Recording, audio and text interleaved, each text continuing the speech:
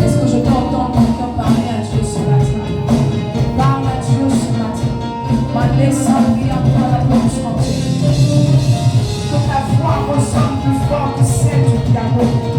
Que ta voix ressonne plus fort que le son de la batterie. Est-ce que quelqu'un peut parler à son Dieu ce matin? Et pratique à la brosse quand il est à chanter. Pratique la parole de la face quand il est.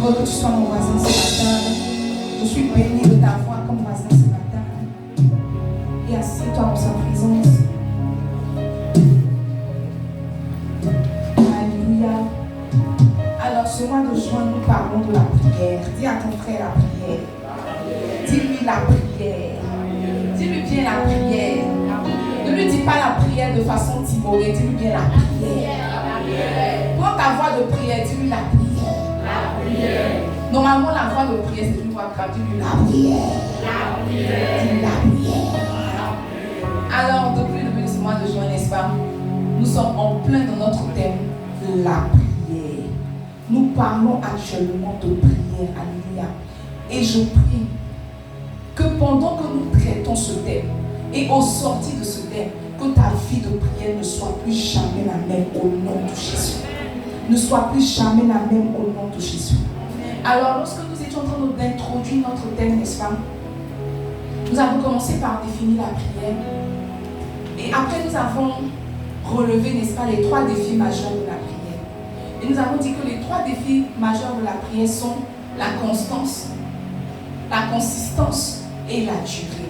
Nous avons dit que lorsque nous parlons de constance, nous parlons de prier tous les jours, n'est-ce pas? La Bible nous dit que Jésus leur adressa cette parabole, le 18, verset 1. Jésus leur adressa cette parabole pour leur montrer qu'il faut toujours prier et ne point se relâcher. Les 3 défis majeurs de la prière sont la constance. Quand on parle de constance, on parle de la capacité qu'a un homme de prier tous les jours. Qui est en ce lieu et qui prie tous les jours? Okay. Qui est en ce lieu et qui ne prie pas tous les jours? Toi qui n'as pas répondu, tu es quoi? Tu es de quelle case?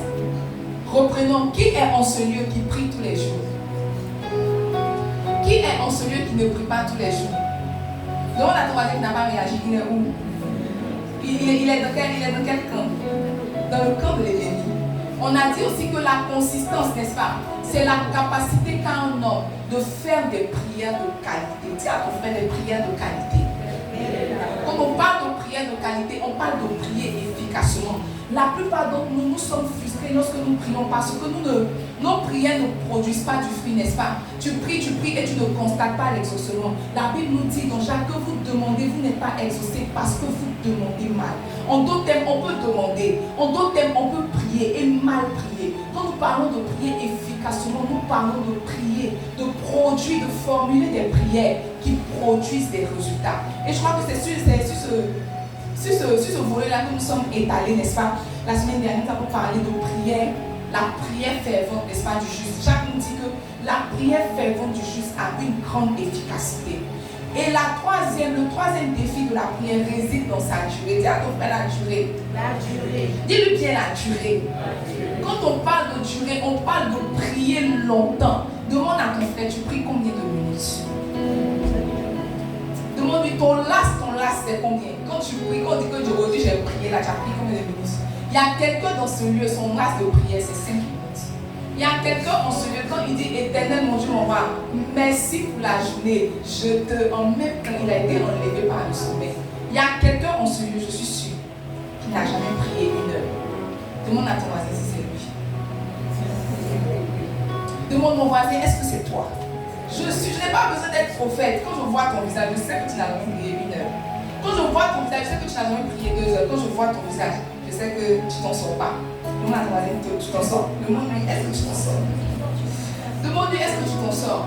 Vous voyez, quand un chrétien réussit à relever ces 3 défis, on peut dire qu'il a une vie de prière. Tu ne peux pas estimer avoir une vie de prière quand tu ne pries pas tous les jours, quand tu ne formules pas des prières de qualité et quand tu ne pries pas longtemps. Quand on dit que j'ai une vie de prière, en réalité, j'ai relevé ces 3 défis, n'est-ce pas? Alors ce matin, je veux nous entretenir sur prier longtemps. Dis à ton frère, prier longtemps. Prier longtemps. Dis-lui bien, prier longtemps. Mon père spirituel dit que lorsqu'un message est relâché, il est relâché avec l'onction pour l'appliquer. Je veux prier et déclarer qu'au sortir de ce jour, tu reçois la capacité de prier longtemps au nom de Jésus. Là où tu n'arrivais pas à prier 30 minutes, tu arrives maintenant à prier 1 heure. Là où tu n'arrivais pas à faire 1 heure, tu fais maintenant 2 heures. Là où tu n'arrivais pas à faire 2 heures, tu te surprends à prier 3 heures. Dis Amen. Amen. Dis Amen. Amen. Dis Amen. Oh, vous voyez, aujourd'hui je veux qu'on parle de prier longtemps. Mais ce que j'ai appris, en tout cas, de mon petit parcours dans la vie chrétienne, c'est que les choses de la spiritualité ne sont pas que théoriques, elles sont pratiques. En fait, on ne te montre pas comment prier. On prie avec toi pour t'apprendre à prier. Donc ce matin, je veux jeter quelques fondements, n'est-ce pas? Je veux jeter quelques vérités. Et après quoi, nous allons prier. Dis à ton frère, nous allons prier. J'espère que tu as pris ton petit déjeuner. C'est pas ça. J'espère que tu n'as pas de rendez-vous après. Parce qu'on dit qu'on va prier longtemps. Qui est prêt? Qui n'est pas prêt? Mais qui est là, mais il n'est pas prêt. Il ne va pas sortir ici. Tu es là, mais si tu n'es pas prêt, tu ne vas pas sortir ici. Alléluia. On apprend à prier en priant. On apprend à prier en priant. Je me souviens, quand je partais accoucher ma première fille, non, c'était ma seconde fille, j'étais tellement terrifiée. Bon, je n'étais pas terrifiée. J'avais déjà fait un enfant, donc je n'étais pas terrifiée, mais en tout cas, c'était quelque chose. C'était pas terrifiée, mais c'était angoissée. Voilà, vas-y, angoissée. Vous voyez, j'étais avec ma maman dans la salle d'accouchement. Et alors que j'avais des contractions, elle est venue dire, hey, si on pouvait accoucher à la place de son enfant, il allait accoucher pour toi. Il y a pour mon enfant. Tu vois, il y a des choses qu'on peut faire pour toi, mais il y a des choses qu'on ne peut pas faire pour toi. Ton pasteur peut faire beaucoup de choses pour toi, mais prendre ta bouche, ouvrir, prier, il ne peut pas. Ton pasteur peut faire beaucoup de choses pour toi, mais pour ce qui est de la prière, tu as besoin toi-même de décider aujourd'hui, de décider maintenant de devenir un homme et une femme de prière. Même si je prends l'huile d'onction, 4 bouteilles, et qu'au lieu de verser sur toi, je casse sur toi, tu ne recevras pas la capacité de prier. On apprend à prier en priant, n'est-ce pas? C'est la raison pour laquelle tous les vendredis, nous sommes sommes ici de minuit à 4 heures du matin, nous prions. Mais je t'ai jamais vu. Dis à ton voisin, je t'ai jamais vu. Dis-lui, je t'ai jamais vu. Mais pourtant, quand on va dire qu'il veut apprendre à prier, tu vas dire que toi. On a mis un programme ici de prière. Minuit jusqu'à 4 heures, on est ici. On prie couché, on prie à genoux, on prie levé, on prie pieds soulevés. Souvent, il y a d'autres qui font, on est comme freaking. Pour prier, tu viens le vendredi, tu vas même trouver à crier son pied au mur. Il ne faut pas chercher à comprendre sa dimension est trop élevée. Son problème est trop fort. Donc, où il est là, ce problème nécessite qu'il mette ses pieds sur le mur pour que vraiment Jésus dise que je viens maintenant. Dis à ton frère la prière. La prière. Dis-lui bien la prière. La prière. Voilà, si je veux donner une définition à prier longtemps, je dirais que prier longtemps, c'est passer le maximum de temps dans la présence de Dieu. Prier longtemps, c'est passer le maximum de temps dans la présence de Dieu. Donne-moi Luc 6, verset 12. La Bible nous dit, en ce temps-là, Jésus se rendit sur la montagne pour prier. Et il passa toute la nuit à prier Dieu. En ce temps-là, Jésus se rendit sur la montagne pour prier. Et il passa toute la nuit à prier Dieu. J'ai cherché sur Google. Google nous dit qu'une nuit, quand on estime une nuit, c'est entre 7 et 10 heures. Donc même si on prend la plus petite échelle, c'est ça. On suppose que Jésus a prié pendant 7 heures de temps. La Bible dit que Jésus se rendit sur la montagne pour prier. Et il passa toute la nuit à prier. Prier longtemps, c'est passer le maximum dans la présence, le maximum de temps, dans la présence de Dieu, en train de communier avec lui, en train de parler avec lui. Demande à ton frère, ton maximum de prière, c'est quelle heure? Je veux voir quelque chose, je veux évaluer quelque chose. Il faut lui demander, je sais pourquoi il dit ça. Demande-lui ton maximum de prière, c'est quelle heure? Demande bien à ton voisin, ton maximum de prière, c'est quelle heure? Maintenant, vous voyez,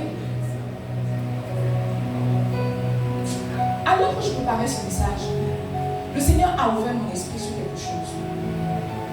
La Bible dit qu'en ce temps-là, n'est-ce pas, Jésus se rendit sur la montagne pour prier. Et il passa toute la nuit à prier Dieu. Je crois que la Bible n'a pas quantifié. Parce que prier longtemps est relatif. La Bible n'a pas quantifié. C'est Google qui a dit qu'une nuit vaut peut-être environ 7 à 10 heures. Mais la Bible n'a pas donné exactement le nombre d'heures que Jésus a fait. La Bible dit que Jésus a passé toute la nuit à prier. Tout est là pour montrer qu'en fait, il a passé le maximum de temps possible. Il a passé tout son temps, toute sa soirée, toute sa nuit à prier, à parler à Dieu. Quand on parle de parler longtemps, quand on parle de prier longtemps, on est en train de dire que tu rentres dans la présence de Dieu et tu ne regardes pas l'heure, tu passes le maximum de temps. Maintenant, tu vois, le maximum de temps pour moi, ça peut être 5 heures. Et puis le maximum de temps pour toi, ça peut être 5 minutes. Je ne sais pas si on se fait comprendre. Jésus a passé le maximum de temps à parler à Dieu, à communier avec Dieu. Peut-être que moi, je peux être dans la présence de Dieu et je parle. Si je parle pendant 5 minutes, je vais sentir que je n'ai pas atteint mes limites. Je n'ai pas atteint mon maximum. Si je parle 1 heure, peut-être que je vais sentir que je n'ai pas atteint mon maximum. Alors je n'ai pas prié longtemps. Mais par exemple, toi qui viens de donner ta vie à Jésus, vraiment quelqu'un qui vient de donner sa vie à Jésus, qui prie 3 heures, c'est une extraterrestre. Qu'est-ce qu'il va dire à Dieu pendant 3 heures? Ça veut dire que prier longtemps est quelque chose de relatif. Est vraiment relatif. Donc tu vois, il y a des gens quand on parle de prier longtemps, ils se sentent tout de suite frustrés parce qu'ils n'arrivent pas à prier 2 heures, parce qu'ils n'arrivent pas à prier 3 heures, parce qu'ils n'arrivent pas à prier 4 heures. Je me souviens, un jour mon père spirituel rendait un témoignage. Il dit que quand il rentre dans la présence de Dieu, c'est minimum 8 heures. Quand j'étais assis sur la chaise, il dit que mais c'est pourquoi il ne s'est pas converti? 8 heures. Heure là. 1, 2, 3, 4, 5, 6, 7, 8. Je me demande, qu'est-ce que quelqu'un peut dire à Dieu pendant 8 heures? Parce que quand tu as fini de dire, Éternel, mon Dieu, mon roi, j'ai faim, j'ai soif. Ma voiture est gâtée. Mon enfant est paralytique. Je veux un peu d'argent. Oh, Éternel, Éternel. Quand j'ai fini de dire ça, là, tu ouvres tes yeux, ça fait 15 minutes. Donc quand on te dit que j'ai prié 8 heures, tu te sens frustré, tu te dis que mais à quel moment moi aussi je vais atteindre ce niveau? À quel moment moi aussi je vais atteindre cette dimension? La chose que tu dois retenir relativement à prier longtemps, c'est que prier longtemps, c'est relatif. N'est-ce pas? Dis à ton frère, c'est relatif. Dis-lui bien c'est relatif. Maintenant, bien que la Bible ne nous ait pas donné de temps, bien que la Bible n'est pas quantifiée, n'est-ce pas? La Bible nous racontait comme ça que Jésus, au moment d'aller dans le jardin de Gethsémani, n'est-ce pas, lorsqu'il sentait les angoisses, il a pris ses disciples et ils sont partis dans Matthieu. Et Jésus lui a dit, venez avec moi prier, n'est-ce pas? Venez avec moi prier parce que mon âme est dans l'angoisse. Donc il a dit que restez ici prier, moi je me retire un certain moment. Et la Bible dit que dans Matthieu 26, verset 40, il va vers les disciples qu'il trouva endormis et il dit à Pierre, vous n'avez donc pu veiller 1 heure avec moi. Vous n'avez donc pu veiller 1 heure avec moi. Jésus était étonné de ce qu'il a appelé des gens en renfort parce qu'il n'allait pas bien. Et il revient trouver les disciples endormis. Et il se rend compte que le temps qu'il a fait là-bas, c'était 1 heure. Et Jésus dit que, mais même 1 heure, vous n'avez pas pu. C'est vrai que la Bible ne nous a pas donné la quantité de prière qu'il faut attendre, la quantité d'heures de prière qu'il faut attendre pour estimer prier longtemps. Mais le minimum que Jésus donne, c'est 1 heure. Il dit, vous n'avez pas pu prier 1 heure. On donne, même si tu es chrétien, la quantité d'heures que tu dois atteindre. Quand on dit que je n'ai pas prié là, quand on dit que je suis venu juste saluer Jésus, c'est 1 heure. Jésus était étonné de ce que les disciples n'ont pas pu prier, n'est-ce pas, 1 heure. Je tiens à rappeler qu'à cette époque, ils n'avaient pas encore reçu l'Esprit. L'Esprit n'était pas répandu sur eux, n'est-ce pas? Il n'était pas rempli du Saint-Esprit. Mais Jésus estime que pour quelqu'un qui n'est pas rempli du Saint-Esprit, qui le connaît lui juste, le minimum qu'il puisse faire, c'est 1 heure. Demande bien à ton voisin, tu fais combien d'heures? Demande-lui bien, tu fais combien d'heures? À partir de 1 heure, on estime que tu peux commencer à prétendre à te compter parmi ceux qui prient longtemps. À partir de 1 heure, si tu es ici que tu n'as pas encore commencé à prier 1 heure, je prie que cette capacité te soit donnée au nom de Jésus. Je prie que cette capacité te soit donnée au nom de Jésus. Je prie que cette capacité te soit donnée au nom de Jésus. Donne-moi 2 Corinthiens 3, le verset 18. La Bible dit, nous tous qui, le visage découvert, contemplons comme dans un miroir la gloire du Seigneur, nous sommes transformés en la même image, de gloire en gloire, comme par le Seigneur, l'Esprit. Très souvent, quand on demande aux gens de prier longtemps, ils ne comprennent pas pourquoi prier. Ils se disent que, mais je parle à Dieu, n'est-ce pas? J'ai parlé à Dieu de mon cœur. Dieu connaît mon cœur. Dieu même me connaît. J'ai parlé. Dieu même connaît la sincérité de mon cœur. J'ai discuté avec des gens qui m'ont dit que, en fait, l'essentiel, c'est pas de prier longtemps. L'essentiel, c'est de parler à Dieu, n'est-ce pas? Je veux partager avec toi quelques raisons pour lesquelles tu devrais prier longtemps. La Bible dit que nous tous qui, le visage découvert, contemplons comme dans un miroir la gloire du Seigneur, nous sommes transformés en la même image, de gloire en gloire, comme par le Seigneur l'Esprit. La première raison pour laquelle tu devrais pratiquer les longues prières, c'est pour être transformé. La première raison pour laquelle tu devrais pratiquer les longues prières, c'est pour être transformé. Mes amis, je vous dis la vérité. La loi de la contemplation est la loi la plus vraie dans l'univers entier. Que ce soit pour les chrétiens, que ce soit pour les païens, que ce soit pour les bouddhistes, pour les musulmans, la loi de la contemplation est une loi exacte, est une loi qui marche. La loi de la contemplation veut que tu finisses par ressembler, n'est-ce pas, à ceux avec qui tu t'associes. Peut-être que tu ne bois pas. Si dans ton entourage, il y a 3 personnes qui boivent et que vous causez une personne, mais non, ça s'assoit au maquis, tu les suis. Toi, tu ne bois pas. Tu vas t'étonner quand arrivé au moment où tu demandes, mettons-moi une petite quoi? Une petite quoi? Tu bois.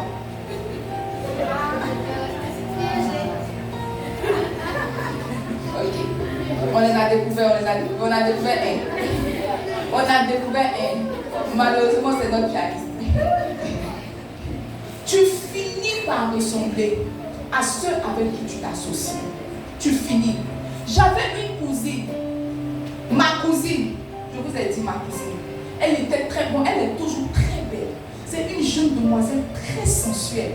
Vous voyez, il y a des personnes que tu regardes qui ne forcent pas pour être sensuelle. Elle ressemble à la sensualité. Il n'y a pas un jour où tu vas marcher avec elle et puis on ne va pas t'arrêter. Jamais. Elle est belle, elle est fine, elle est raffinée, elle est comme les jeunes filles là, elle est très coquette, très féminine, elle est très sensuelle. Puis si par elle dit hello. Elle est vraiment, en fait, tout en elle. Tout d'elle est la sensualité. Moi, je suis chrétienne, j'ai donné ma vie à Jésus depuis que j'étais en 5e, n'est-ce pas? Depuis que j'étais en 5e. Une année, elle est venue passer vacances chez nous à la maison, dans notre maison familiale. Elle est venue et comme c'est ma cousine, elle dormait avec moi. Regarde, la nuit, elle va me montrer ça. Regarde ça. Regarde comment c'est beau. Ça là, si tu portes, tu peux faire comme ça. Regarde ça, ça c'est mon gars. Ça c'est mon temps. Ça c'est mon pays. Il m'a donné le temps que je me rends compte. J'ai commencé à vouloir lui ressembler. Le temps que je me rends compte, moi aussi, je voulais porter les habits sautés. Dieu merci que ma maman était pasteur. Ils ont ramené mon esprit dans mon corps. Ils ont ramené mon esprit dans mon corps. Heureusement, mais tu vois, c'est une loi qui ne ment pas. Tu finis par ressembler à ceux à qui tu t'associes. Inconsciemment comme inconsciemment, tu finis. Si tu marches avec les menteurs, tu vas finir par mentir. Si tu marches avec les fumeurs, tu vas finir par sentir la fumée. Non seulement tu vas sentir la fumée, mais tu vas inhaler aussi de la fumée. C'est un leurre de dire que non, je marche avec lui, mais on n'est pas même chose. C'est faux. Tu ressembles à ceux avec qui tu marches. Tu ressembles à ceux avec qui tu marches. Maintenant, la Bible nous dit que regarde, nous tous qui le visage découvert, nous contemplons. C'est-à-dire que si nous contemplons Jésus, au fur et à mesure que nous sommes en train de le contempler, nous serons transformés en la même image. Tu as donné ta vie à Jésus, mais tu ne constates pas de changement. Pourquoi? Parce que tu ne prends pas assez de temps dans la prière pour contempler Jésus. Parce que la Bible dit que si seulement tu peux le contempler, tu vas finir par être transformé. Tu vas finir par être transformé. Tu vas finir par être transformé. J'ai cherché sur Google. Google dit que contempler, c'est regarder longtemps. C'est regarder attentivement et ce pendant longtemps. Si tu es dans la présence de Dieu et que tu le regardes pendant longtemps, si tu es là, toujours tu es en train de prier, oh Jésus, tu passes assez de temps avec Jésus. Le temps que tu te rends compte, tu vas commencer à avoir son cœur. Tu vas commencer à avoir son caractère. Tu vas commencer à avoir ses habitudes. Tu vas commencer. Je vous dis la vérité. Il y a des gens que j'ai connus qui ne priaient pas longtemps. À force de marcher ensemble, parce que je prie, ils ont commencé à prier. Quand je voulais commencer à apprendre, quand je voulais prier longtemps, quand je voulais étirer mes heures de prière, j'ai une soeur qui prie, mais je veux dire, elle prie continuellement, elle prie constamment, elle prie longtemps et elle avait fait des prières de qualité. Et je lui ai dit que regarde, je veux apprendre à prier. Elle m'a dit, mais que tu sais prier déjà? Je dis non, donne-moi la prière. Je commence à, donne-moi la capacité de faire des longues prières. Et elle m'a dit, d'accord, je vais venir chez toi. Donc elle venait chez moi les vendredis. Et on se tenait dans mon salon. Et on priait, on priait. Il y a des fois, on était fatigués. J'étais comme ça, quand je suis comme ça. Elle fait ah, c'est maintenant que l'esprit est là. Tu te réveilles au matin. L'esprit est fait où? Elle dit, il est là, il est là. Tu sens pas, elle dit, non, elle dit, moi, il sent. Ah, non. Elle est comme ça, elle est comme ça, jusqu'à, en fait, à force de la côtoyer. À force de la côtoyer, moi aussi, j'ai commencé à prier longtemps. Je suis arrivée au stade de ma vie où 3 heures, 4 heures ne me suffisent plus. Où je suis maintenant en train de gratter pour avoir même des temps de retraite. Parce que quand je suis en retraite, tu as la capacité de prier. Il n'y a pas maman, il n'y a pas papa, il n'y a pas chérie. Il n'y a rien. Il n'y a pas tanti, on ne peut pas croiser toi et Dieu, Dieu et toi. Prier longtemps, ça se communique. Il dit que nous tous qui le visage découvert, qui contemplons comme dans un miroir. Tu peux prier 5 minutes, mais tu vois, 5 minutes au contact de quelqu'un ne peut pas te permettre de lui ressembler. C'est plus tu passes du temps avec quelqu'un, plus tu commences à copier, plus tu commences à prendre ses habitudes. Dis à ton frère, prier longtemps. Prier longtemps. Dis-lui prier longtemps. Dis-lui prier longtemps. La seconde raison pour laquelle nous devons prier longtemps, c'est pour télécharger de l'énergie. Peut-être que tu ne sais pas, mais prier télécharge de l'énergie. Nous sommes des chrétiens, n'est-ce pas? Et que nous appartenons à un royaume qui n'est pas sur la terre. On dit couramment que nous sommes du monde, nous sommes dans le monde, mais nous ne sommes pas du monde. Quand quelqu'un est en train de prier, il est en train de tirer la capacité nécessaire depuis le royaume pour pouvoir vivre sur la terre. Je peux t'assurer qu'un chrétien qui ne prie pas va finir par être charnel, va finir par ressembler à un chrétien mondain. Je peux t'assurer parce que tu vois, c'est en priant que tu télécharges l'énergie nécessaire. Donne-moi Matthieu 26, le verset 36 au verset 38. Regarde. Il a dit que l'heure de la crucifixion de Jésus devait arriver. Et Jésus a commencé à sentir des faiblesses dans son corps. Il a commencé à sentir des faiblesses dans son âme. Parce que tu vois, savoir que tu dois mourir, ça fait mal.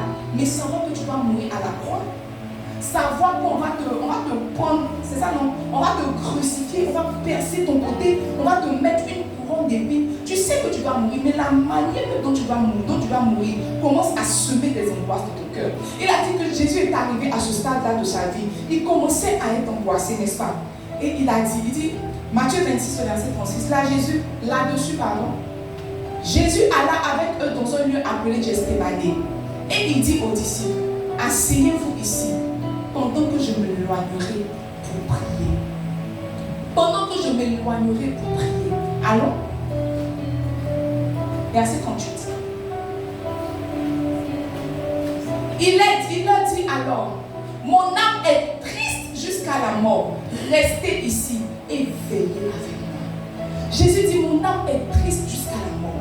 Restez ici et veillez avec moi. Regarde, la plupart d'entre nous ne sommes pas forts dans notre vie chrétienne. Parce que quand les difficultés arrivent, quand les épreuves arrivent, ce que nous savons faire, c'est pleurer. Ce que nous savons faire, c'est nous plaindre. Mais la Bible dit que Jésus, quand il a commencé à sentir l'angoisse monter dans son cœur, quand il a commencé à ne plus avoir la force, la capacité de faire face à ces épreuves, il a dit à ses disciples, venez, retirons-nous et venez veiller avec moi.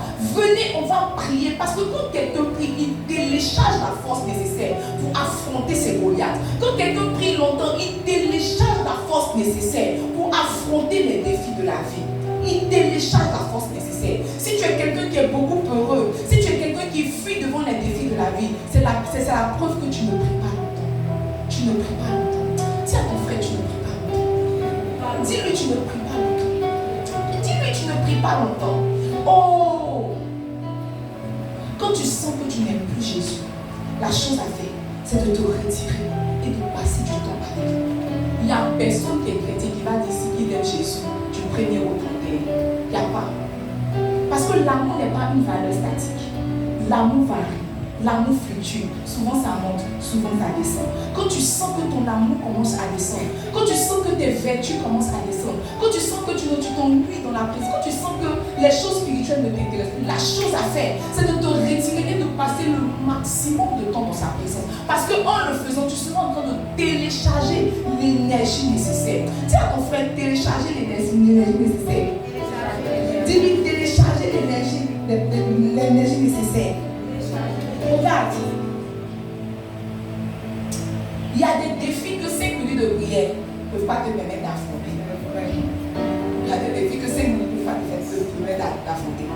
Il y a des défis que 10 minutes de prière ne peuvent pas te permettre d'affronter. Donne-moi Acte 4. Ça veut dire que les disciples avaient été relâchés dans la vie, n'est-ce pas, par le Saint-Esprit. Et ils ont commencé à faire des miracles. Ils ont commencé à faire des prodiges. Et arrivé un moment, Hérode s'est levé contre eux. Hérode les a attrapés pour les battre. Hérode a commencé à les griller. La Bible dit la chose qu'ils ont fait, c'est qu'ils se sont repliés sur eux-mêmes, n'est-ce pas? Acte 4, verset 4. Lorsqu'ils l'ont entendu, ils élevèrent la voix à Dieu, tous ensemble, et ils disent, Seigneur, toi qui as fait le ciel, la terre, la mer et tout ce qui s'y trouve. Verset 25. C'est toi qui as dit par le Saint-Esprit, par la bouche de notre Père, ton serviteur David, pourquoi se tumulte parmi les nations et ses vaines pensées parmi les peuples. Verset 26. Les rois de la terre se sont soulevés et les princes se sont ligués contre le Seigneur et contre son oint. En effet, contre ton saint serviteur Jésus que tu as oint, Hérode et Ponce Pilate se sont ligués dans cette ville avec les nations et avec les peuples d'Israël, pour faire tout ce que ta main et ton conseil avaient arrêté d'avance. Alors, et maintenant, Seigneur, vois leurs menaces et donne à tes serviteurs d'annoncer ta parole avec pleine assurance. Verset 30. En étendant ta main pour qu'il se fasse des guérisons, des miracles et des prodiges par le nom de ton saint serviteur Jésus. Verset 31. Quand ils eurent prié, le lieu où ils étaient assemblés trembla. Ils furent tous remplis du Saint-Esprit et ils annonçaient la parole de Dieu avec assurance. Regardez, entre le temps où Hérode les persécutait et le temps où ils ont commencé à annoncer la parole avec assurance, la Bible dit qu'ils ont prié. Quand ils ont senti que les difficultés avaient commencé à arriver, ils se sont retirés, ils ont commencé à parler à Dieu, à parler à Dieu, à parler à Dieu. Alors le lieu où ils étaient a commencé à prendre feu, le lieu a commencé à trembler. La Bible dit qu'ils ont été remplis du Saint-Esprit et ils ont commencé à annoncer la parole de Dieu avec assurance. C'est comme s'ils avaient reçu en cet instant-là l'énergie nécessaire pour continuer leur marche, l'énergie nécessaire pour continuer leur chemin. Regarde, tu commences aujourd'hui, tu n'arrives pas. Tu commences aujourd'hui, tu t'arrêtes. Tu commences aujourd'hui, tu t'arrêtes. La solution, C'est les longues prières. Dis à ton frère les longues prières. Quelqu'un qui prie longtemps se télécharge. Il télécharge l'énergie. Là, dit que Paul et Silas dans la prison, alors qu'ils étaient dans la prison, il n'y avait aucun moyen qu'ils s'échappent de la prison. La Bible, ils ont commencé à louer Dieu. Ils ont commencé à prier. Et les portes de la prison se sont ébranlées. Quelqu'un qui prie longtemps ne peut pas être enchaîné. Quelqu'un qui prie longtemps ne peut pas être oppressé par Satan, c'est faux. Parce que la prière dégage de l'énergie, la prière dégage du feu. Si quelqu'un passe de longtemps dans la prière, il n'y a aucune raison qu'il soit possédé d'un esprit impur. Ce qui veut dire que si tu es possédé, c'est parce que tu ne peux pas. C'est parce que tu ne peux pas. Dis à ton frère, c'est parce que tu ne peux pas. Dis-lui, c'est parce que tu ne pries pas. Oh, je veux vite aller pour que nous prions. Donne-moi Acte 2, le verset 1 à 4. Ça, c'est le verset favori de tous les prédicateurs de la Pentecôte. Le jour de la Pentecôte, ils étaient tous ensemble dans le même lieu. Alors, verset 2. Tout à coup, il vint du ciel un bruit comme celui d'un vent impétueux. Il remplit toute la maison où ils étaient assis. Des langues semblables à des langues de feu leur apparurent, séparées les unes des autres, et se posèrent sur chacun d'eux. Ils furent tous remplis du Saint-Esprit et se mit à parler en d'autres langues, selon que l'Esprit leur donnait de s'exprimer. Regarde, on prie longtemps pour être ivre de l'Esprit. On prie longtemps pour être plein du Saint-Esprit. Il n'y a personne qui espère être rempli du Saint-Esprit et qui ne peut pas. Il n'y a pas.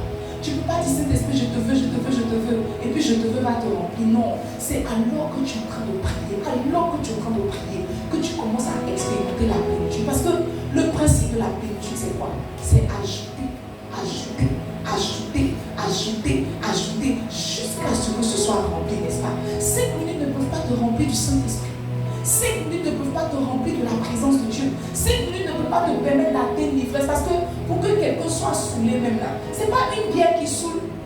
Bon, il a cité qu'une bière saoule, mais normalement, une bière ne peut pas saouler. Comme il a dit, est-ce qu'une destinée peut te saouler? Et pourquoi tu ne comprends pas? Ça, tu t'as donné le nom. Est-ce qu'une destinée peut saouler? Je ne sais pas, je te demande. Il dit qu'il ne sait pas. Mais il connaît le nom et il ne sait pas. Il connaît le nom, mais il ne sait pas. Il ne sait pas. Quelqu'un ne peut pas boire une destinée et puis être saoulé. Il ne peut pas. Quelqu'un ne peut pas boire une petite, c'est quoi, une petite 66 et puis être saoulé. Pour que quelqu'un atteigne un niveau d'ivresse, ça veut dire qu'il a ajouté une bouteille, 2 bouteilles, 3 bouteilles, 4 bouteilles, jusqu'à ce qu'il commence à balbuter, jusqu'à ce qu'il commence à dire des inepties, jusqu'à ce qu'il commence à dandiner et à trébucher, jusqu'à ce qu'il commence à vomir. Une bière ne fait pas vomir les gens. Si quelqu'un veut expérimenter la plénitude et l'ivresse de l'esprit, la chose qu'il doit faire, c'est prier longtemps. Plus tu pries, plus tu sens que Dieu te remplit. Plus tu pries, plus tu sens que Dieu te remplit. Plus tu pries, plus tu sens que Dieu te remplit. Dis à ton frère, prie longtemps. Dis-lui, prie longtemps. Regarde, la Bible dit que les disciples ont prié pendant 10 jours. Parce que tu vois, la Bible appelle c'est le jour de la Pentecôte. Entre l'ascension et la Pentecôte, il y a 10 jours. Ils sont restés dans la présence de Dieu pendant 10 jours, en train de prier, en train de télécharger. Peut-être le premier jour, la présence de Dieu était arrivée à leurs orteils. Le deuxième jour, monte. Le troisième jour, monter. Le troisième jour, le quatrième jour, ainsi de suite. Arrivé au moment vers le 5e jour, ils étaient au niveau des hanches. Arrivé jusqu'au 10e jour, la Bible dit que ça pétait. Ils étaient pleins maintenant. Ils ont commencé à manifester les choses spirituelles. Tu aspires à la spiritualité. Tu veux naviguer dans les choses spirituelles. Tu veux naviguer dans le monde spirituel. Tu veux voir, tu veux entendre, tu veux sentir. Tu veux que Dieu t'utilise, mais tu ne pries pas longtemps. Dis à ton frère, c'est doré. Dis-lui, c'est doré. Ce ne sont pas des choses qui viennent du jour au lendemain. Tu pratiques, tu te remplis. En priant, tu te remplis. En priant, tu te remplis. C'est vrai que quand tu pries 5 minutes, Dieu t'entend. Mais 5 minutes ne peut pas te permettre d'atteindre les objectifs spirituels. 5 minutes, c'est juste pour dire merci à Dieu. Et même encore, merci à Dieu, 5 minutes, c'est petit. Parce que si tu dois dire merci pour le souffle de vie, merci pour le repas, merci pour ta famille, c'est pas fait 5 minutes. Non, 5 minutes, c'est vraiment parce que tu es en train de passer quoi. Mais tu ne peux pas dire que tu pries 5 minutes. Et puis pendant que nous on est en train de voir, tu dis, oh Jésus, même prière. C'est pas même prière. Il y a un prix qu'on paye que tu sais c'est payé. Tu ne peux pas vouloir voir comme les gens et puis ne pas pratiquer pratiquer leurs œuvres, ça ne se fait pas. Dis à ton frère, ça ne se fait pas. Dis-lui, ça ne se fait pas. Dis-lui, ça ne se fait pas. Laisse-moi partager quelques vérités. Après quoi nous allons prier. J'espère que pendant que je suis de prêcher, tu as identifié ton partenaire de prière. S'il y a un partenaire qui est un peu timoré, il ne faut pas t'associer à lui. Parce qu'on dit qu'on finit par ressembler à celui à qui on s'associe, n'est-ce pas? Donc pendant que je prêche, tu vois un partenaire qui est un peu chaud, là, identifie-le. Tu dis que toi, tu es mon prochain partenaire de prière. Quand nous allons commencer à prier, c'est sur toi que je vais tomber ce matin, n'est-ce pas? C'est sur toi que je vais tomber ce matin. La première vérité que je veux partager avec toi, relative au fait de prier longtemps, c'est que vous voyez, prier longtemps ne répond pas à la performance, mais à l'amour. Prier longtemps ne répond pas à la performance, mais à l'amour. Généralement, ce que toi, chrétien, tu fais, c'est que tu veux prier longtemps pour performer. Tu veux prier longtemps pour qu'on dise que tu pries longtemps. Tu veux prier, il y a des gens qui prient longtemps juste pour prier longtemps. Alors que prier longtemps, en fait, ça ne répond pas à la performance, ça répond à l'amour. Ce que je suis en train de dire, c'est que quand tu aimes quelqu'un, tu veux passer le maximum de temps avec la personne. Souviens-toi quand on te draguait ou bien quand tu draguais. N'est-ce pas? Souviens-toi, autant de Movie, tu n'étais pas né, Movie, 2006, où on fait de 23h à 6h gratuit. Quand tu prends le téléphone comme ça, allô, ça va? Oui, ça va. Et toi, ça va? Tu as respiré? Oui, j'ai respiré aujourd'hui. Et toi? Moi aussi, j'ai respiré. Tu as mangé? Oui. Poisson aubergine. Et t'as mangé sauce aubergine d'elle? Ah, elle fait comment? Et chez toi? Non, chez nous, on a pris des frites. Et vous, mon chéri, quand je te marie, tu mangeras des frites.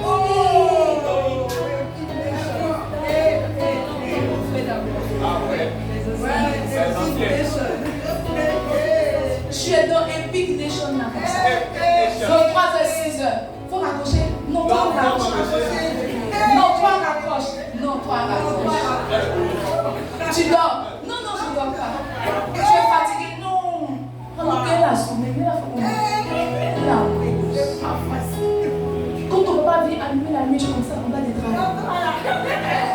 Dès qu'il revient, non, c'était mon pasteur. C'est l'amour qui te faisait faire ça. Tu vois, tu n'arrives pas à prier longtemps parce que tu n'aimes pas suffisamment Jésus.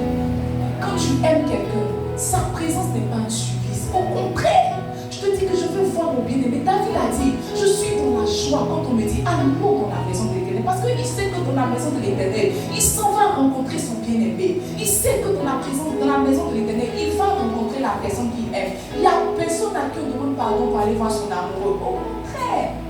Au contraire. Qui n'a pas sauté pour tu, à part moi, qui n'a pas sauté pour tu pour aller derrière son chéri, mais sa chérie. Je dis ma cousine. Chez nous, il y avait les. Je ne sais pas pourquoi il est fait que les parents mettent là. Pas barbelé, c'est comme des faits qui mettent là. Ah, c'était rien pour elle. Ça, c'est quoi? Il dit que le super feu comme ça. Tu as dit Zéna. Tu as dit Zéna, elle saute comme ça. Elle te dit, il ne faut pas dormir parce que quand il est revenu, parce qu'elle te promet la lune, il ne faut pas dormir quand il vient là. Tu ouvres le portail doucement, jusqu'à on est arrivé à un point où elle a payé un gars, les ferronniers là, pour mettre un peu de graisse. Là, quand on ouvre le portail, les parents n'entendent pas. Vous n'avez pas idée de ce que quelqu'un peut faire par amour. Vous n'avez pas idée. Vous n'avez pas idée. Vous n'avez pas idée de ce que quelqu'un peut faire par amour. Tu vois, le fait que tu n'arrives pas à passer le maximum de temps dans la présence de Dieu veut dire que, tu t'ennuies dans sa présence. Mais tu vois, on s'ennuie dans la présence de la personne qu'on n'aime pas. Parce que quelqu'un que tu aimes, la chose qu'il dit même là, ça veut rien dire, mais tu es là, oh, tu es drôle, il n'est pas drôle, tu l'aimes. Il n'est pas drôle, tu aimes. Parce que tu vois, quand on aime, le regard change. Tu vas voir quelqu'un, son mari est bizarre. Tu as dit que le mari est bizarre. Il est bizarre pour tes yeux. Quand elle le regarde comme ça, elle le voit comme une prince charmant. L'amour fait regarder autrement.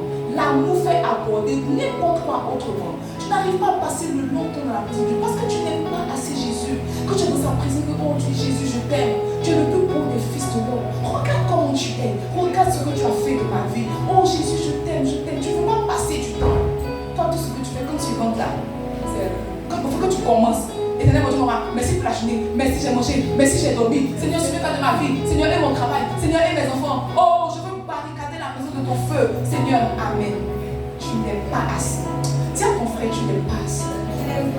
Dis-lui, tu n'aimes pas assez. Oh, dis-lui, tu n'aimes pas assez. Regarde, donne-moi 3, Luc 10, ça veut dire que Jésus était arrivé dans la maison de Lazare de Béthanie. Et quand il est arrivé dans la maison de Lazare de Béthanie, il a dit que Marthe était agitée. Ça non. Marthe était agitée. Marthe aimait Jésus, mais elle était beaucoup agitée. Comme Jésus était en chemin avec ses disciples, il rentra dans un village et une femme nommée Marthe le reçut dans sa maison. Elle avait une sœur nommée Marie qui, s'étant assise aux pieds de Jésus, écoutait sa parole. Verset 40. Marthe, occupée à divers soins domestiques, suivait et dit: Seigneur, cela ne te fait-il rien que ma sœur me laisse seule pour servir? Dis-lui donc de m'aider. Verset 41. Le Seigneur lui répondit: Marthe, Marthe, tu t'inquiètes et tu t'agis pour beaucoup de choses. Une chose est nécessaire, une seule chose est nécessaire. Marie a choisi la bonne part qui ne lui sera point ôtée. Dis-lui qu'il ne lui sera point ôtée. Dis-lui qu'il ne lui sera point ôtée. Oh, regarde.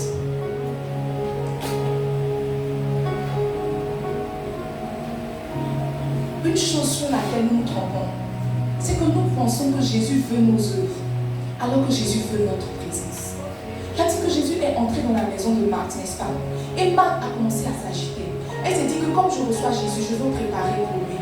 Comme je reçois Jésus, je veux faire des choses pour le recevoir. Parce qu'un invité de la tente de Jésus mérite tout. C'est un bon sentiment. Mais tu vois, Jésus a dit que Marie qui s'est assise à ses pieds a choisi la bonne part. Parce que pour Jésus, ça l'intéresse que tu t'asseyes. Que tu t'asseyes à ses pieds et que tu l'écoutes. Ça l'intéresse que tu t'asseyes à ses pieds et que tu passes du temps avec lui. Il lui a dit que Marie a choisi la bonne part, celle qui ne lui sera pas ôtée. Les choses que tu fais dans la présence de Dieu peuvent être ôtées. Aujourd'hui, je peux décider que tu ne fais plus partie du groupe musical et que ça t'a été ôté, n'est-ce pas? Mais ta communion, ton temps de communion avec le Saint-Esprit, je ne peux pas te l'ôter.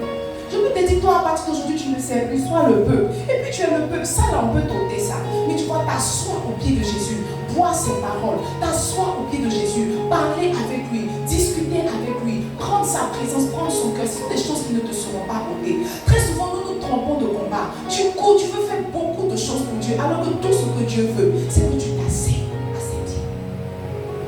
Tout ce que Jésus veut, c'est que tu t'asseyes à ses pieds. Si le Saint-Esprit est une personne, il n'y a aucune personne qui aime la solitude. Nous tous, on aime être accompagnés. Nous tous, on aime être entourés. Le Saint-Esprit veut aussi s'asseoir et que tu t'asseyes et que vous de vous parler. Et que vous de vous parler peut-être de l'état de ton cœur. Peut-être qu'il veut te parler de la fornication chronique que tu pratiques. Il veut te parler, il veut te dire, oh, arrête l'alcool. Il veut te parler, il veut te dire, arrête la drogue. Voilà ce que tu dois faire pour arrêter. Voilà ce que tu dois faire. Ce sont des choses qu'il veut faire. Donc, tout ce que tu veux faire, c'est sortir, aller gagner les âmes. C'est pas mauvais. Mais Jésus a dit à Marthe qu'elle a choisi la bonne part. Ça veut dire qu'il y a une part qui n'est pas bonne.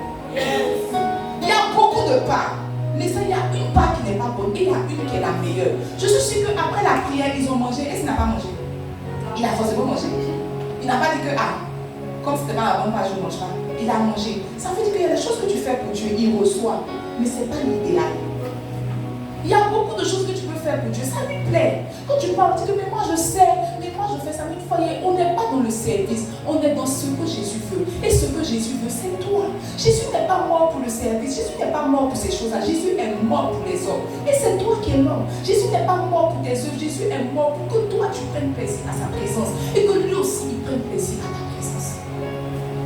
La loi des longues prières répond à la loi de l'amour, pas à la loi de la performance. En fait, ce qui intéresse Dieu, ce n'est pas que tu viens t'arrêter et dire que non, j'ai prié 3 heures. Ta prière de 3 heures n'impressionne pas le ciel. Ta prière de 3 heures ne peut pas faire bouger le ciel. Ce que Dieu veut, c'est que tu passes le maximum de temps avec lui, toi et lui et toi.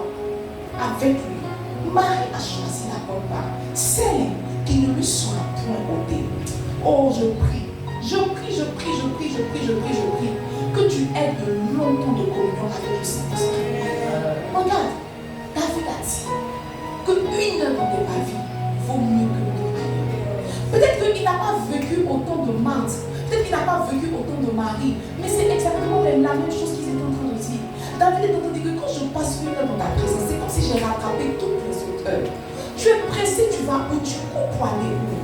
Il y a des fois où je me réveille, je suis très en retard. Je suis très en retard pour aller au travail. Normalement, au travail, je commence à 7 heures. Il y a des fois où je me lève les 10 heures. Bon, ça, on a dépassé le niveau du retard, mais c'est ça. Souvent, je me lève, il est 10 heures. Mais vous voyez, je ne me presse pas tout de suite pour sortir de mon lit. Non. Parce que tu vois, la journée commence toujours avec Jésus. Si j'ai dormi, c'est moi qui vais assumer. Mais je ne peux pas sacrifier mon temps de communion parce que je suis en retard. Ce que j'aurais dû sacrifier, c'est mon sommeil. Alors je m'assois. Je passe du temps avec Jésus. Je médite, je parle, je prie. Quand je sens que mon réservoir est rempli, peut-être à 11h à midi, je prends ma voiture, j'arrive au travail. Quand mon patron me regarde, il veut parler, mais il ne peut pas parler. Parce que tu vois, j'ai choisi la bonne parole. Tu es toujours pressé. Tu veux aller plus vite. Mais remarque que les efforts que tu fais pour aller vite ne te font pas aller vite. Tous les efforts que tu fais pour aller vite ne te font pas aller vite. En réalité, un chrétien va vite quand il a de grands temps de communion avec le Saint-Esprit.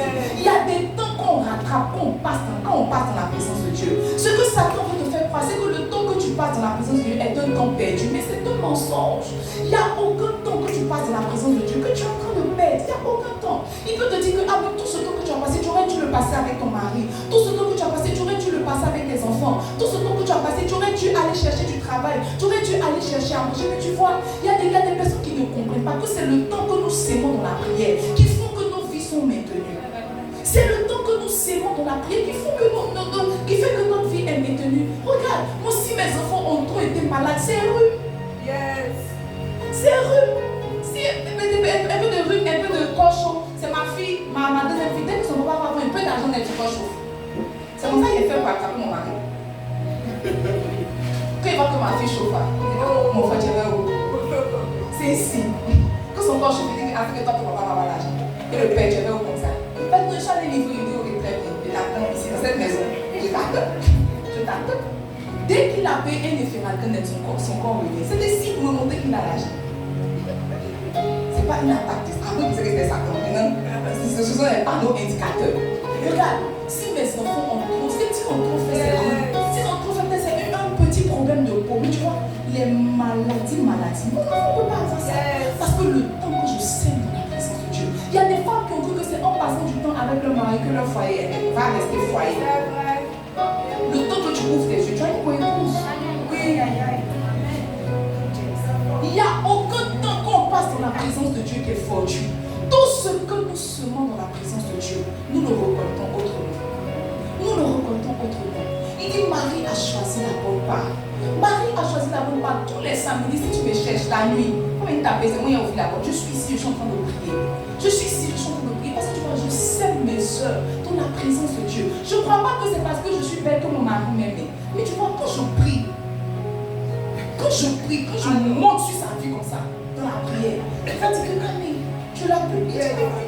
Oh, tu as la belle femme du monde. La dernière fois, je disais que moi-même, après 3 jours, je sens que mes saisons sont tombées. Il dit non, tes saisons sont pas tombées, tes saisons sont tombées. Il regarde, il sait que c'est tombé. Il sait que c'est tombé. On n'a pas besoin de beaucoup de prophéties. Quand tu vois 3 enfants, 3 gros enfants, ne fais les enfants 4 kilos, 4 kilos, 4 kilos. 3 gros enfants. Il dit non, c'est pas tombé. Tu as laissé de la jeunesse. Il dit peut-être que ça c'est Dieu qui est intervenu. Sinon, mais tu vois, le temps semé dans la présence de Dieu n'est pas un temps fortuit. N'est pas un temps fortuit. Il dit Marie a choisi la bonne part, celle qui ne lui sera point ôtée. Il y a des choses qu'on ne peut pas nous ôter. On peut nous arracher le micro, on peut nous arracher ce temps, mais quel que soit le lieu où on va se trouver, si on garde la culture de prier longtemps, la présence de Dieu va nous suivre. Ce n'est pas fonction d'un ou trois, c'est fonction de ce qu'on a semé qui ne nous sera jamais ôté. Dis à ton frère les longues prières. Dis-lui bien les longues prières. Dis-lui bien les longues prières.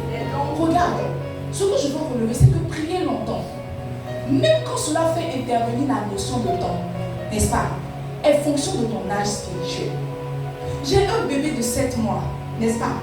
Même si je l'aime comme je ne peux pas lui donner un burger. Je ne peux pas. Je ne peux pas lui donner un burger. Hier, il voulait le trafiquer, il a fait vermicelle. Il n'a pas bu. Il n'a pas bu. Il n'est pas dedans. Lui, il est dans le lait et dans les bruits. Il n'a pas trop apprécié. Parce que tu vois, on mange en fonction de son âge spirituel. On mange en fonction de son âge spirituel. Tu as donné ta vie à Jésus en quelle année? Regarde, on t'a baptisé en quelle année? 1 an, 2 ans, 3 ans. Toi aussi, quand on prie, tu pries 5 minutes. Il faut lui dire que tu es méchant. Dis à ton frère, tu es méchant. Dis-lui, tu es méchant. Dis-lui, tu es méchant. Dis-lui, tu es méchant. Tu es baptisé, ça fait 10 ans. Tu suis baptisée, ça fait 5 ans, je suis baptisée, ça fait 2 ans. Quelqu'un vient de se baptiser, on a baptisé, on a eu une promotion la semaine dernière. Eux là, s'ils sont en train de prier 5 minutes, ils sont en train de manger en fonction de leur âge.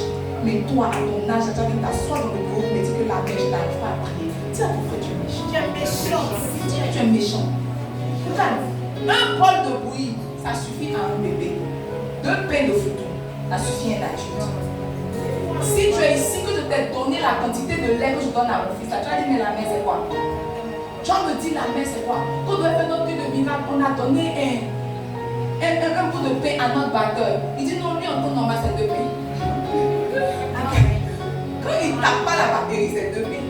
Mais si il veut qu'il tape longtemps, de faire un effort. De faire un effort. 2 pains, c'est pas un effort. On mange en fonction de son estomac.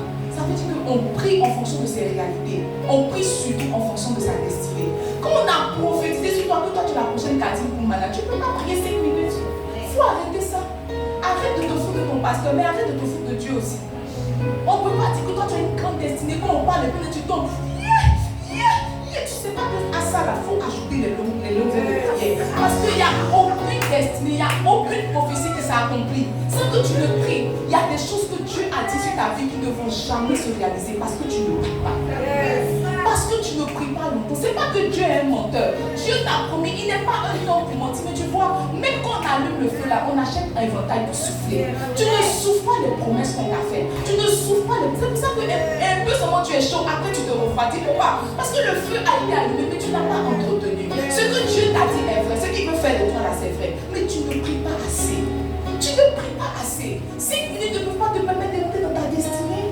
Quand on parle de destinée, on parle de Satan qui s'oppose. Satan qui est bloqué là, qui veut empêcher que tu atteignes ta destinée. 5 minutes ne peuvent pas faire bouger Satan. Satan s'appelle le serpent ancien. Le serpent ancien. Tu joues avec ta vie, tu joues avec ta destinée. Quand il s'agit de prière, tu t'amuses. La prière n'est pas un amusement. La vie chrétienne n'est pas un amusement. Tu t'amuses, tu laisses ta peau dedans. Il y a des personnes que j'ai connues qui ont donné leur vie à Jésus, qui se sont amusées, qui sont mortes. Parce que tu vois, Satan ne joue pas. C'est toi qui joues, Satan ne joue pas. Il cherche l'occasion de t'attraper, de te crier, de finir avec toi. Parce que nous sommes nombreux sur la terre. On est nombreux sur la terre. Tu donnes l'occasion, il te lit, il avance. Il te lit, il avance. Si tu ne pries pas, c'est pour ça que quand je te vois et que tu n'es pas en train de prier, j'ai pitié pour toi. Quand je t'appelle pour te donner les conseils que tu n'écoutes pas, j'ai pitié pour toi. Parce que tu vois, je vais aller prêcher à tes funérailles. Moi, je vais aller prêcher à tes funérailles. Je vais porter ton t-shirt pour pas si tôt.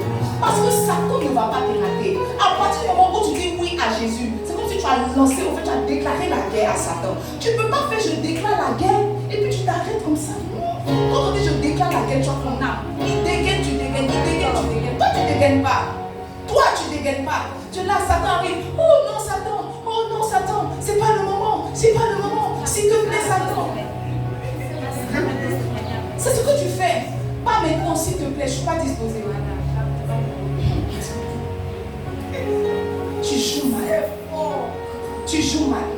Regarde, quand mon bébé avait 1 mois, je le laissais sur le lit pour aller prendre ma douche.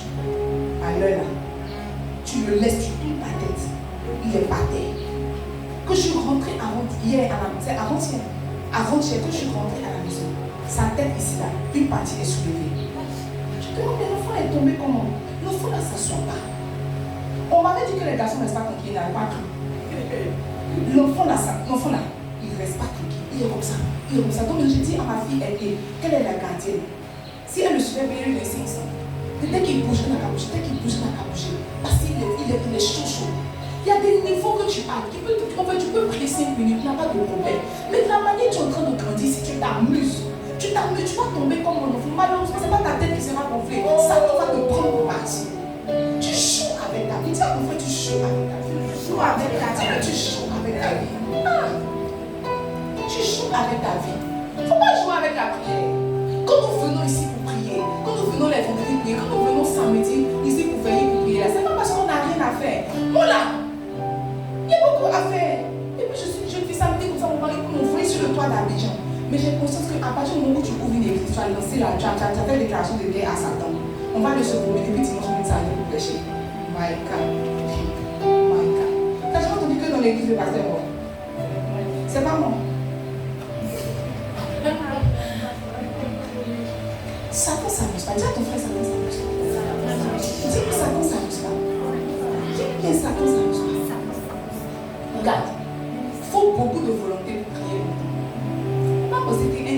sur toi et puis tu commences à prier longtemps.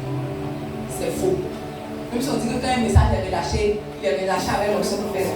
Donc comme il a dit ça, toi tu penses que quand tu as fini de parler, tu as reçu l'onction de faire. Il faut beaucoup de volonté.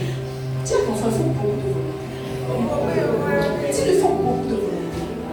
Oh, Jean 7, verset 37 nous dit, Jésus, le jour de le dernier jour, le grand jour de la fête, Jésus se tenant debout s'écria, si quelqu'un a soif, qu'il vienne à moi et qu'il boive. Si quelqu'un a soif, qu'il vienne à moi et qu'il boive. Dis à ton frère, si quelqu'un a soif, qu'il vienne et qu'il boive. Une chose que j'ai remarquée dans la Bible, il y a une phrase que Jésus disait tout le temps, qu'il te soit fait selon ta foi, n'est-ce pas? En d'autres termes, qu'il te soit fait selon ce en quoi tu vas prier, qu'il te soit fait selon ta volonté. Si tu n'as pas le désir de prier longtemps, tu ne recevras jamais la capacité de prier longtemps. Regarde, c'est parce que Pierre a dit Jésus, dis-moi de marcher sur l'eau, que Jésus l'a évité. Il n'y a pas un esprit qui est tombé sur Pierre pour qu'il marche sur l'eau. Jésus a dit, mais si c'est toi, dis-moi de venir. Et il a émis la volonté, et puis Jésus lui a donné la capacité. Si tu n'as pas la volonté, tu ne recevras pas la capacité. Jésus ne va pas venir te trouver dans ta chambre pour faire tomber sur toi un esprit de longue prière. Non, tu es censé vouloir. Jésus dit, si quelqu'un a soif qu'il vienne, tu dois désirer, tu dois dire, Seigneur, peut-être que je n'ai pas la capacité aujourd'hui, mais je veux faire plus. Alors il va t'appeler dans sa dimension. Prier longtemps, ça commence par un désir profond de vouloir prier longtemps. Prier longtemps commence par un désir. Je peux t'assurer que je n'ai pas commencé par prier longtemps. J'avais le désir, mais quand je priais, c'était peut-être 10 minutes. Je ne me décourageais pas, j'étais dessus. Maintenant, je me rends compte qu'une heure a commencé à ne plus me suffire. 2 heures. Au fur et à mesure que ma soif a grandi, au fur et à mesure que ma soif a augmenté, j'ai vu ma vie de prière s'étendre. Tu ne désires pas, ça ne va pas tomber sur toi. Et des fois, je suis partie en retraite. J'ai commencé à prier, il était 13 heures. Il était 13 heures. Quand j'ai ouvert mes yeux, il était 18 heures. Quand j'ai ouvert mes yeux, j'ai dit, mais attends ma petite. C'est pas une petite prière, ça. Il dit, ouais. Quand j'ai fini, je suis partie prendre ma douche, je suis revenue, j'étais dedans. Jusqu'à j'ai dormi à 6 heures, j'ai oublié que j'avais culte. Je suis venue. Parce que tu vois, si tu ne veux pas, Jésus ne va pas te donner. Vouloir là, c'est pas dans la bouche, c'est dans les actes. Tu veux la capacité de prier longtemps, tu n'es jamais battu en tête. Qui s'est déjà battu en tête? Personnel, pas groupé. Ok. Qui ici n'est jamais battu en tête? Dis-moi, tu es parti, mais tu vas partir. Je suis parti. Prends ton argent, payer une chambre de retraite et dis à Jésus, ce week-end-là, c'est toi et moi, on meurt ensemble. Ce week-end-là, il n'y a pas de téléphone, il n'y a pas de télé, il n'y a pas de mari, il n'y a pas d'enfant. Toi et moi, on est ensemble. Je te parle, tu me parles. Je te parle, tu me réponds. Tu me réponds, je te parle. Ça tombe pas. Ça tombe pas. Prier longtemps, c'est prendre des dispositions. Tu ne peux pas te coucher sur ton lit. Coucher sur ton lit. Et puis que aujourd'hui, je vais te prier longtemps. Coucher sur ton lit. Ton corps est couché. Toi, tu es prié longtemps. C'est impossible. Tu ne peux pas commencer, tu es couché sur le lit. Et puis toi, tu commences à prier. Je suis là pour 1 heure. Sur ton lit. Ton lit qui reconnaît ton corps qui reconnaît ton lit. Tu es couché comme ça. Le temps que tu fais, là, tu as dormi. Quand on prie longtemps, on prend les dispositions. C'est pour ça que tu vas venir à la prière quand j'ai prié à la maison. Nous tous à la maison. Mais quand on vient dans la présence de Dieu là, pendant que je suis un peu fatiguée, je vois que ma camarade n'est pas fatiguée, je dis, mais attends, qu'est-ce qu'elle a mangé? Tu te relèves. Mais tu es seul dans ta chambre, tu es seul sur ton lit. Tu commences à prier. Ah, Jésus même. Quand tu as dit que tu veux prier, rentre dans ta chambre. Ton père qui est dans les lieux élevés te voit. Aujourd'hui, j'avais la volonté, Jésus, mais tu vois, comme mon corps me fait un peu mal. Il faut laisser. Prends merci là. La prochaine fois, je vais te donner. Tu te mets dans les conditions. Tu pries, tu veux voir les autres, comme ça. C'est pas qu'on ne peut pas s'adosser. C'est pas qu'on. Non. Tu es obligé de mettre ton corps dans les conditions. Parce que tu vois, une chose que les chrétiens ne comprennent pas, c'est que le corps s'éduque. Le corps là s'éduque. Quelqu'un qui est messie va avoir des muscles, il va partir à la salle de sport. Ils vont lui donner de quoi muscler son corps. Le corps s'éduque. Le corps s'éduque. Et puis tu vois, la fatigue n'est pas une excuse pour arrêter de prier. Au contraire, c'est quand tu es fatigué même. Peut-être tu peux trouver un appui ici comme ça. Tu commences à prier. La dernière fois que vous êtes tombé de prier, j'étais fatiguée, j'ai attrapé ici quand tu prier. Alors autrement, ma mère statue. Elle dit qu'elle priait. J'ai dit, ma sœur, il voulait tomber. Elle dit, ah, c'était pas une phase. J'ai dit, non, je suis en train de tomber. comme ça, j'étais autour de tomber. Enlève la photo rapidement. Parce que c'était pas comme si je cherchais Dieu. Où il était là? Il disait, Seigneur, quand est-ce que ça va finir? J'étais fatiguée. Mais tu vois, c'est comme si la prière, là, c'est en fait, c'est comme un muscle. Si tu fais sport, la première fois que tu fais, tu es fatigué, tu arrêtes. Ton corps va prendre l'habitude. Alors tu fais dans la douleur. Jusqu'à donner une nouvelle information à ton corps que maintenant, c'est notre nouveau rythme. Maintenant, c'est moi, il a fait 3 jours sans dormir. Hier, c'était mon 2e jour sans dormir. Hier, là, c'était mon 2e jour sans dormir. Que je me suis dit que oui. Et je suis morte. Ça t'a dormi, tu es mort. Ça veut dire que ne pas dormir là, ça ne tue pas. Non, si je ne dors pas, j'aurai des céphalées. Si je ne dors pas, je ne serai pas productive dans la journée. Mais quand tu dors aussi, là, où est ta productivité? Où est ta productivité? On s'effondre. Des fois, tu pries toute la nuit, tu finis, il est déjà 4 heures, il est déjà 5 heures. Tu te lèves, tu vas au travail, tu es là-bas. Si vers 1 midi, tu as gratté peut-être 5 minutes, tu finis. Normalement, quand tu es chrétien, tu ne peux pas. Un chrétien, normalement, ne devrait pas faire 8 heures de sommeil. Mais 4, c'est trop. C'est trop. Dis à ton frère, c'est trop. Non, le corps a besoin de beaucoup de temps pour se. C'est faux. C'est faux. Ésaïe dit. C'est Ésaïe 44 mois. Que ceux qui se confient à l'Éternel, ça, 44 ou 40. Ceux qui se confient à l'Éternel renouvellent leur force. Tu penses que c'est en dormant que tu récupères, mais la Bible dit que c'est en te confiant à l'Éternel que tu récupères. La première des fois tu as dormi, tu t'es réveillé, tu t'es fatigué. Ça veut dire que le sommeil ne veut pas récupérer. C'est la présence de Dieu qui fait récupérer. C'est la présence de Dieu qui fait récupérer. Dis à ton frère, c'est la présence de Dieu. Comme je sais qu'elle va tourner là pour la lecture. La 5e raison pour laquelle tu devrais prier, sinon, pas que tu devrais prier longtemps. Sinon, la vérité, la 5e vérité, c'est que, tu vois, pour prier longtemps, il faut avoir des sujets. Mais c'est pas qu'on parle de prier longtemps. Mais tu vas pas parler 1 heure. Mon travail, 2 heures. Mes enfants, 3 heures. Mon mari, 4 heures. Ma nourriture, tu peux pas. Donc pour prier longtemps, il faut avoir des sujets. C'est pour ça, tu vois, l'intercession peut te permettre de prier longtemps.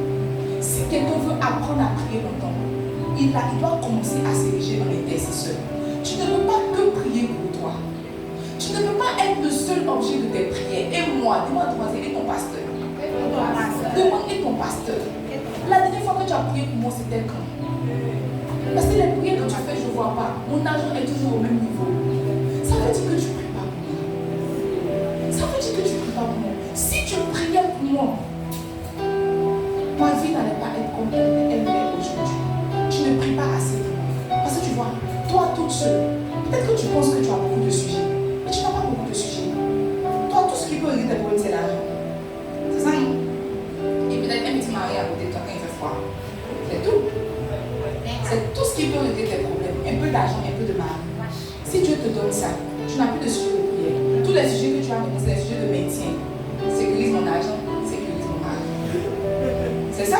Si tu as ce que ton cœur désire, tout ce pour quoi tu pries maintenant, c'est les sujets de maintien. Sujet de maintien ne va pas faire 1 heure. Je te confie mon mari, je te confie ses yeux, ses oreilles, sa bouche. Même si tu pries organe après organe, ça ne peut pas faire 1 heure. Tu es obligé pour apprendre à prier longtemps de prier pour quelqu'un. La dernière fois que tu as prié pour un frère, c'était quand? La dernière fois que tu as dit que je vois que cette soeur-là, elle est bizarre à l'église, elle n'est pas très régulière. Laisse-moi, Seigneur, me charger de son cas. Et tu prends son nom, tu montes devant le trône de la grâce. Je prie pour telle soeur. Oh, je veux prier pour sa spiritualité. Je veux prier pour sa vie matrimoniale. Je veux prier pour ses enfants. Je veux prier pour sa destinée. Quand tu seras en train de prier comme ça, tu vas voir que tu as pour prier pour quelqu'un, c'est minimum 30 minutes. Si tu as mis pour toi, ça fait 30 minutes. Tu as mis pour ta maman, ça fait 30 minutes. Le temps que tu ouvres tes yeux, tu as prié 3 heures de temps. Identifie quelqu'un dans la salle. Et puis tu lui dis mon prochain sujet de prière. Identifie vraiment. Il faut lui dire tu es mon prochain sujet de prière.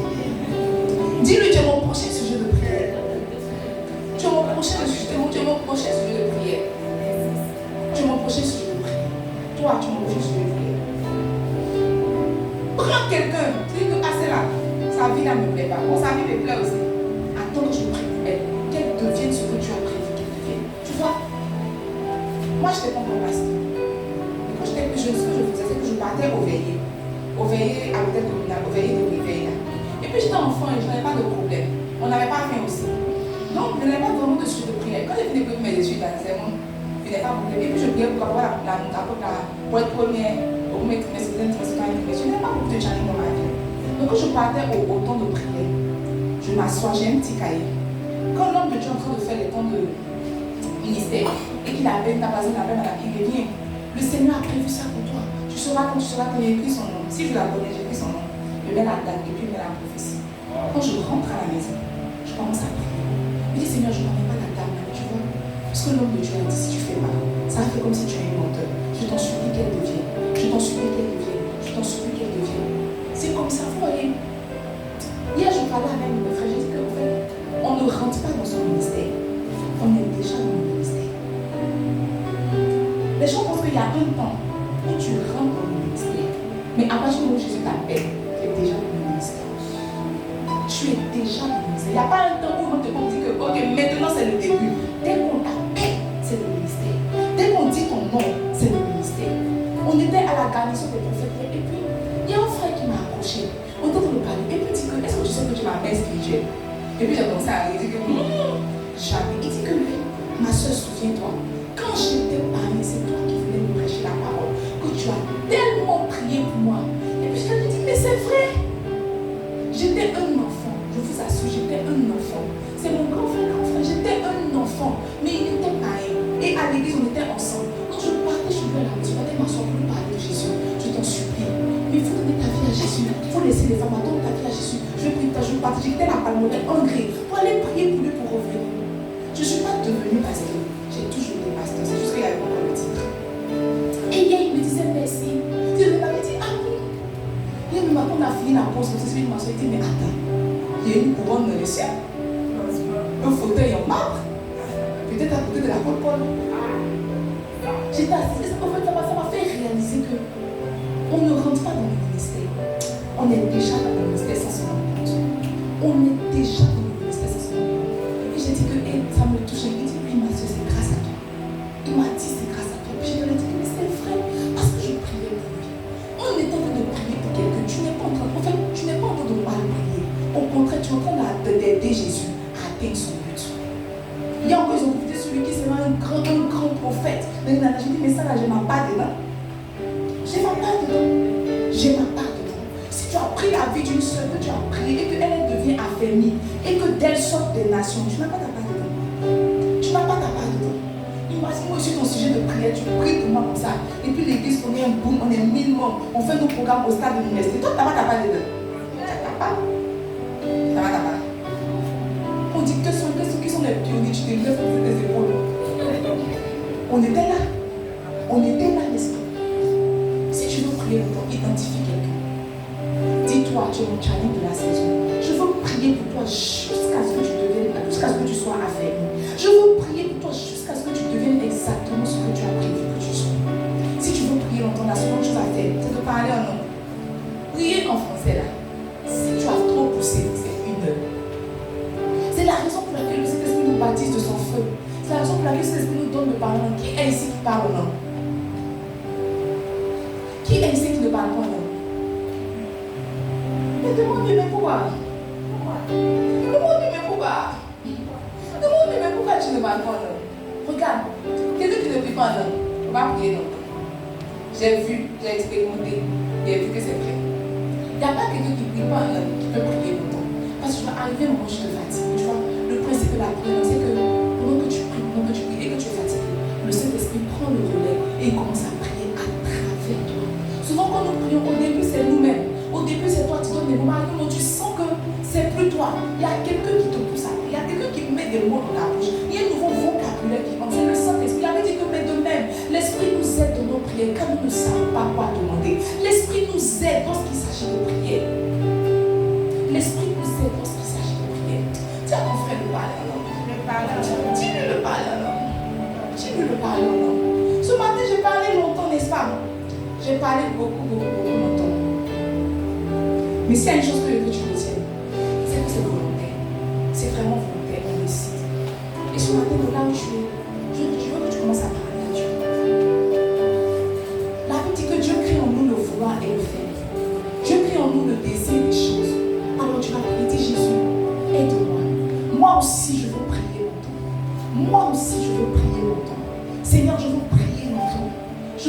longtemps. Ce matin, je prie que tu m'aides. Je prends la décision, mais je prie que tu m'aides. Je prends la décision, mais je prie que tu m'aides ce matin. Je veux prier longtemps. Est-ce que tu peux commencer à parler à Dieu? Est-ce que tu peux commencer à parler à Dieu? Est-ce que tu peux commencer à parler à Dieu? Parle à Dieu ce matin. Parle, parle, parle. Je ne t'entends pas prier. Demande.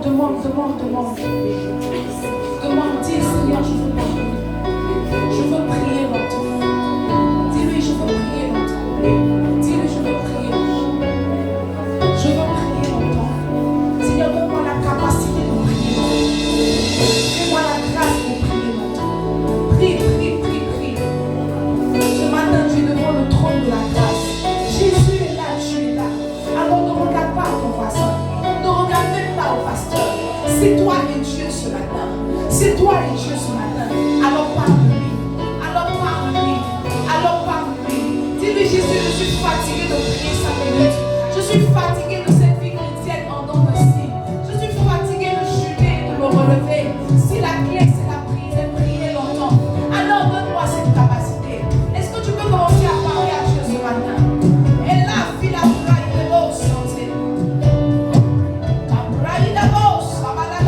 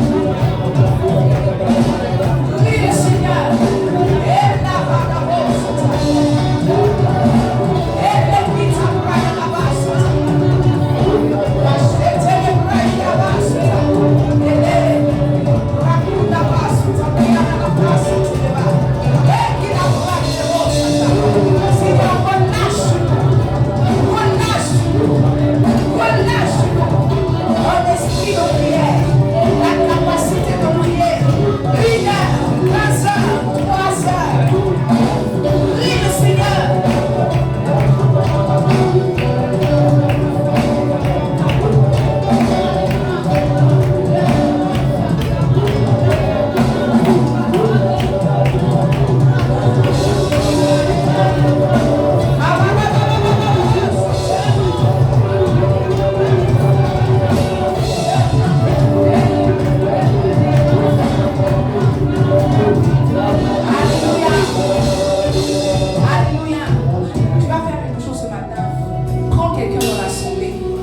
Soit ton partenaire de prière ce matin. Identifie quelqu'un, tiens-toi debout. Identifie quelqu'un et nous allons tous prier ensemble. Identifie quelqu'un. Va et prends quelqu'un dans l'assemblée. Qu'il soit ton partenaire de prière.